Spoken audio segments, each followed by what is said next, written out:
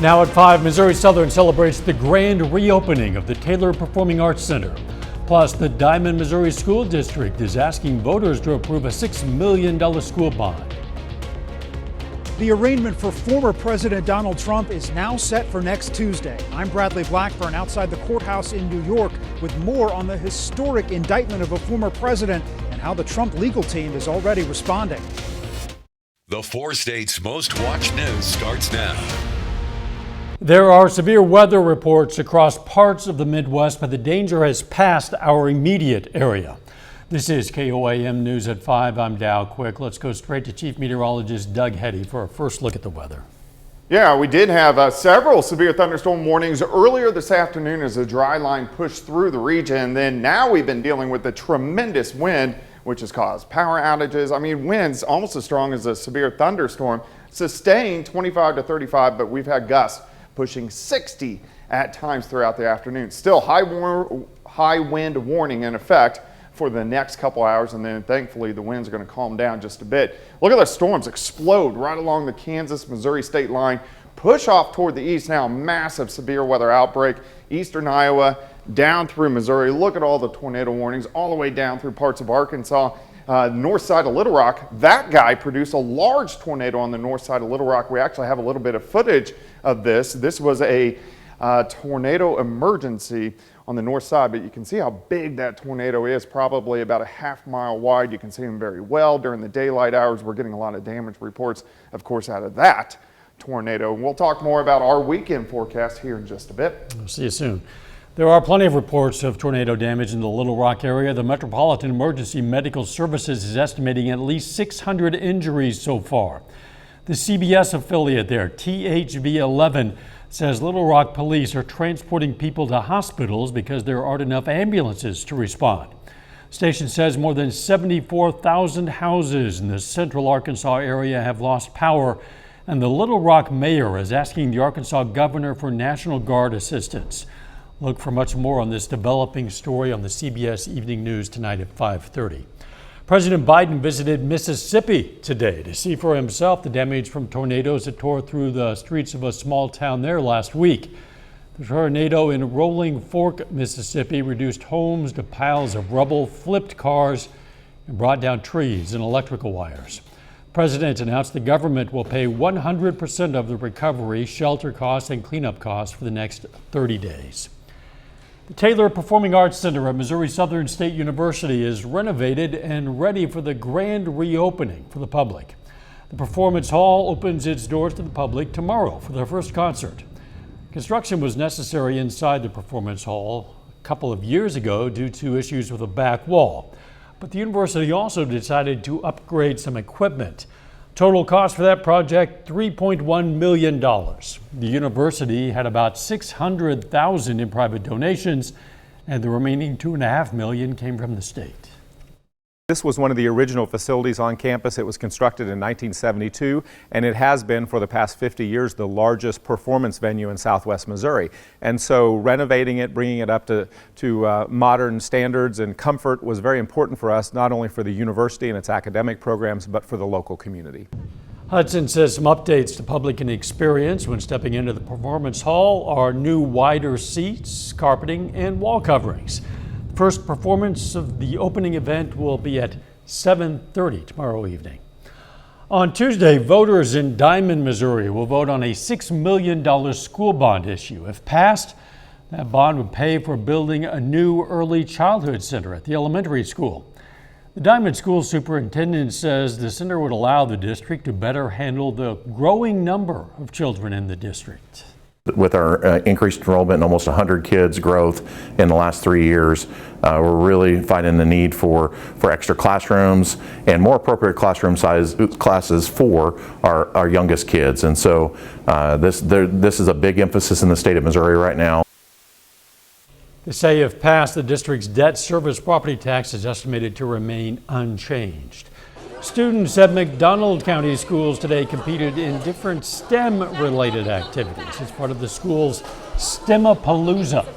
Kindergarten through 8th grade students competed in events including computer coding, robots, and cardboard roller coaster engineering. High school students judged the events. Officials say it encourages critical thinking, problem solving, and teamwork. So you got to learn how their partners react to things. So whenever you're working with them, you got to make sure they approve it, because you can't just go on and do something they don't want to do. And it was an enjoyment to work with my friends. The district hopes this event will inspire students to pursue a career in STEM. A Manhattan grand jury's unprecedented indictment of former President Donald Trump is expected to be unsealed on Tuesday. New York City is beefing up security ahead of Trump's arraignment. Reporter Bradley Blackburn has the latest from outside the courthouse in Manhattan. CBS News has learned former President Donald Trump will travel to New York on Monday to surrender himself before his court appearance the following day. Secret Service agents will escort Trump to his arraignment, where the grand jury's historic indictment will be formally unsealed, and the former president will be asked to enter a plea. The case centers around payments made to adult film actress Stormy Daniels before the 2016 presidential election. We don't know what's in the indictment, so we could be looking at campaign finance charges. We could be looking at wire fraud, at banking fraud. The NYPD, FBI Joint Counterterrorism Task Force, and U.S. Secret Service are among the agencies coordinating security ahead of Trump's court appearance here next week. He's not worried at all. I mean, he's upset, angry. He is being persecuted politically. That is clear to many people, not only on the right but on the left. Trump is expected to be fingerprinted and photographed for a mugshot, but not placed in handcuffs. Many Republicans, including former Vice President Mike Pence, are coming to Trump's defense. The unprecedented indictment of a former president of the United States for a campaign finance issue is an outrage. Friday, supporters gathered near Trump's Florida estate. This is going to put him in the office right now. So let him arrest him. He's going to win. After the arraignment, Trump is expected to return to Florida aboard his private jet. Bradley Blackburn, CBS News, New York. The Secret Service, NYPD, court authorities, and other officials are meeting today to plan for the complicated security logistics surrounding the former president's arraignment. Still ahead, how a new lip-reading app is giving a voice to the voiceless and changing lives. And what a new study shows might be behind last year's outbreak of severe hepatitis in children. Those stories and more next in Health Watch. Topping today's Health Watch, a new study finds several common viruses may have led 2022's outbreak of acute severe hepatitis in children. About 1,000 cases were reported. 50 children needed liver transplants and 22 died. Looking at 14 available blood samples, California researchers found adenoviruses like the common cold in all of them. Most samples also had adeno-associated virus type 2 and other viruses. The outbreak followed COVID-19 lockdowns when children returning to school were more susceptible to infections. New technology is giving a voice to patients who struggle to use their own. It's a lip-reading app that researchers say is changing lives. Reporter Tina Kraus has more. Good morning, Nathan. When Linda Phillips does her nursing rounds at this hospital in England, she's in perfect sync with her patients. I'm in pain. You're in pain. Oh, I'm sorry to hear that. A lip-reading app drives the conversation, capturing short recordings of a person's lips. It allows patients like Nathan Armstrong, who had a tracheotomy, to mouth his message when speaking is too difficult. Because as you know, his breathing is very hard and tiring. So it helps me to communicate. The speech recognition app for the voice impaired, known as Sravi, is being tried out at Vanderbilt University in Nashville and several hospitals in the UK. Researchers say it comes at a good time since the COVID pandemic left many patients with tracheotomies to help them breathe. Sravi has been a real godsend because it gives a voice to patients that haven't got a voice. Creators say by analyzing lip movement, I'm tired. The app can decipher 40 phrases with 90% accuracy. This, as it develops and gets cleverer, will actually allow us to do more complex phrases. Since patients can also use the high-tech tool at home, doctors say it could speed up rehabilitation. I can do it all on my own, which gives me more freedom to do things with my children as well. a silent solution designed to amplify the quality of care. Tina Kraus, CBS News, London. Creators of the app say they hope to roll out the technology to more hospitals in the U.S. for further testing. That is a look at today's health news. A little bit later, a new report says Social Security benefits could be taking a hit in just the next decade. Plus, the storms are out of here, but the wind is sticking around. We're going to check that out in your weekend forecast coming up.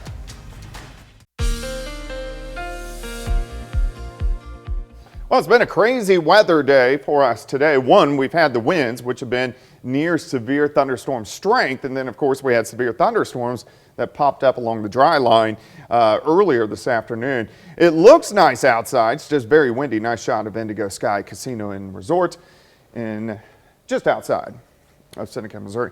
All right, high wind warning. And in fact, for all of us, until about 7 p.m. tonight. Doesn't mean the winds die down after 7. They just drop below that criteria. It's still going to stay very windy all night long and then continuing to decrease throughout the daytime hours for us, or tomorrow, daytime hours on Saturday. We have had a lot of damage, some roof damage, shingles blown off, some trees down, power lines down, and we haven't even had that many storms. So it just shows you what those straight line winds can do. All right, the dry line is through the region. What that separates is the warm, moist air, where the tornadoes are, the warm, dry air, where we sit right now. So our thunderstorm threat is done, but look at these guys. They exploded on the Kansas-Missouri state line, had quite a bit of hail up in Vernon County over toward El Dorado Springs and parts of Barton County. But those storms are gone, thankfully. We still have a couple little showers, northern counties on the backside, but check this out. This is insane. Look at all the tornado warnings, severe thunderstorm warnings, parts of Iowa into Illinois. We have several tornado warnings just north of St. Louis, all the way down through east central parts of Missouri.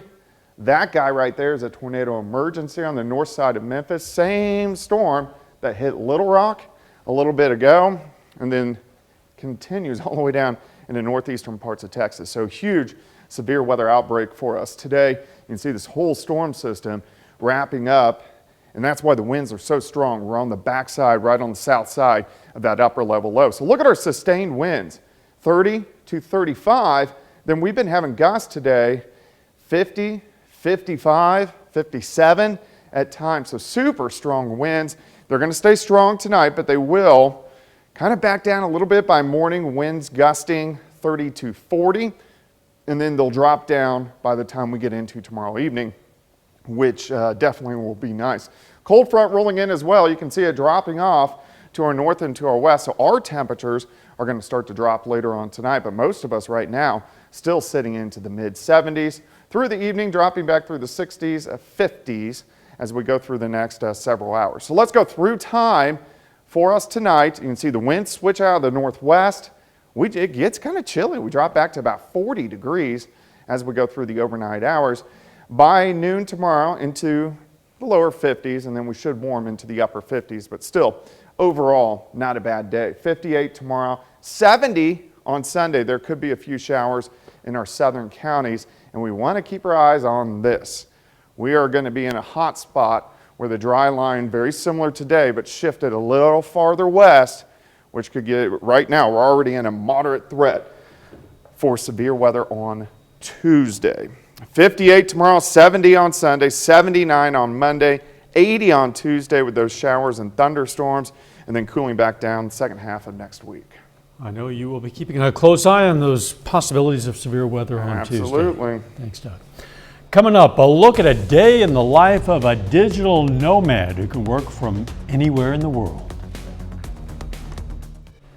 Topping today's Consumer Watch, another gloomy Social Security report by the Social Security trustees.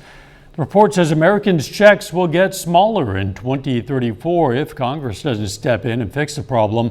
It says the combined Social Security trust funds, which help support payouts for the elderly, survivors, and disabled, will run dry that year. That means programs' continuing income will only cover 80% of benefits owed. New data from the Labor Department shows U.S. jobless claims grew last week to 198,000. That's an increase of 7,000 from the period prior, according to federal numbers. That's still considered an historic low despite thousands of layoffs in the tech industry. The price of used cars edging back up. Analysts say the supply of used vehicles is outpacing demand and fewer used vehicles are coming off leases. The average list price for used cars has edged up about $700 in the past month. That's according to Black Book, a company that tracks prices. Black Book expects prices to keep rising at least into the summer. The office can now be anywhere in the world for a growing number of Americans. All they need is a laptop and a decent Wi-Fi connection. These so-called digital nomads work online from wherever they choose and rarely stay in one fixed location. One popular destination is Lisbon, Portugal. That's where reporter Remy Inocencio spent a day in the life in the non-traditional workplace. Portugal is known for its beautiful beaches, delicious delights, and centuries-old architecture. But it also has fast, modern Wi-Fi, a low cost of living, and easy access to the rest of Europe. That's made it a top hotspot for digital nomads like Kendall Lobo. She was working from home for a San Diego-based financial technology firm, then realized I can do the exact same job from a completely different country. Kendall works U.S. West Coast hours. That's 3:30 to 11 p.m. here in Lisbon. I have the morning and the whole day to explore or do whatever. And if I'm traveling, then I'll take like a morning flight so that by 3 p.m. I can be working. On the other side of the world, in Bangkok, Thailand, David Tan has lived a digital nomad life for the past 3 years. His lifestyle has taken him around the world, living in 15 countries on 5 continents.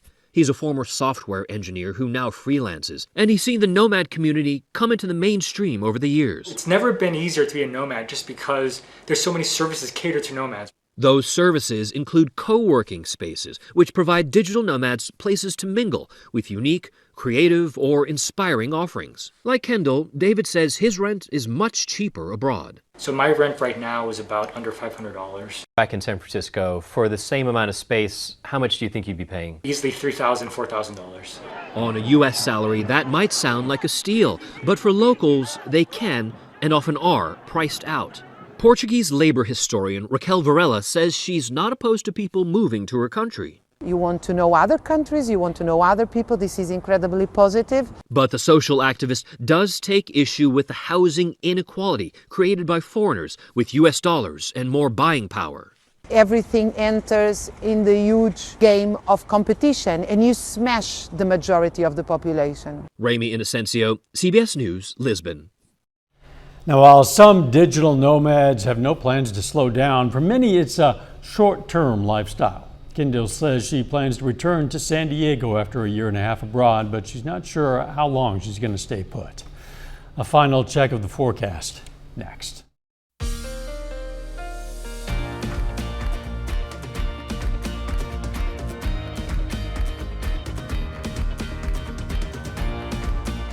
Up next on the CBS Evening News, you're going to hear the latest on that still developing story of tornado damage in the Little Rock, Arkansas area.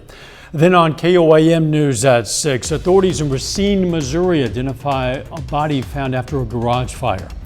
Plus, NEO A&M college students say the school's dorms leak when it rains. And Pitt State hosts a coaching clinic featuring a Division I head football coach. Stay with us. CBS Evening News, KOAM News at 6.